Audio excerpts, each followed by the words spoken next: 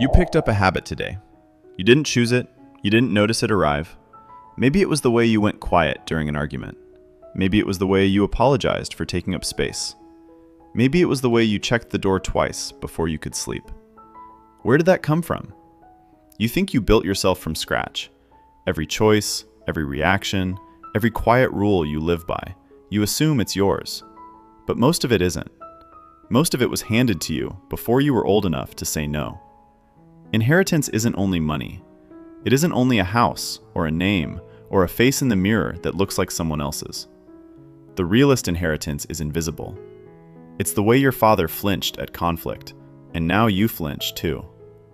It's the way your mother measured love in effort instead of words, and now you do the same, wondering why no one notices how hard you're trying. You didn't sign anything. There was no ceremony, and yet the transfer happened anyway. In 1,000 small moments you were too young to file away as memory. A raised voice at dinner. A hand that pulled back instead of reaching out. A silence that lasted just a little too long. Here's the part that stings. You spent years resenting certain things in your parents. The coldness, the worry, the way they held their feelings like a fist. And somewhere along the way, without a single ceremony, you became the keeper of the exact thing you swore you'd never carry. Is that fair? No. Is it your fault? Also no. You didn't ask to inherit fear disguised as caution. You didn't ask to inherit silence disguised as strength. But here's the truth most people never sit with. Inheritance isn't destiny. A pattern passed down is not a sentence. It's just a starting point. Think about it differently. A pattern is not who you are. It's the shape someone else pressed into you before you had the strength to press back. And the moment you can see the shape, you can start to change it.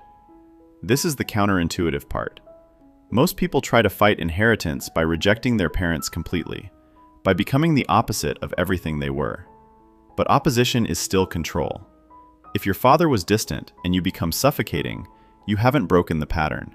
You've just inherited it backwards. The real break happens somewhere quieter. It happens the first time you notice yourself about to repeat the pattern, and you pause. You feel the old script rising in your chest, the flinch, the silence, the fist, and instead of performing it automatically, you choose something else. Not the opposite, something new.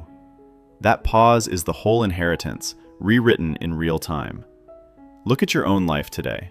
Somewhere in it, right now, there's a habit you've never questioned, a way you handle stress, a way you love people or refuse to, a way you go silent when it matters most to speak. Ask yourself honestly, is that yours?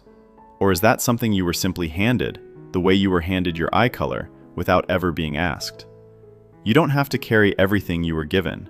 Some of it is worth keeping, the resilience, the humor, the quiet strength that got your family through things you'll never fully know about. But some of it was never meant for you. It was just fear, passed hand to hand, because no one knew how to put it down. You can be the one who puts it down. Not by pretending your parents didn't shape you, not by blaming them for every flinch and every silence, but by finally seeing the shape clearly enough to decide, for the first time in the whole chain, what gets passed forward from here. You picked up a habit today. This time, notice it.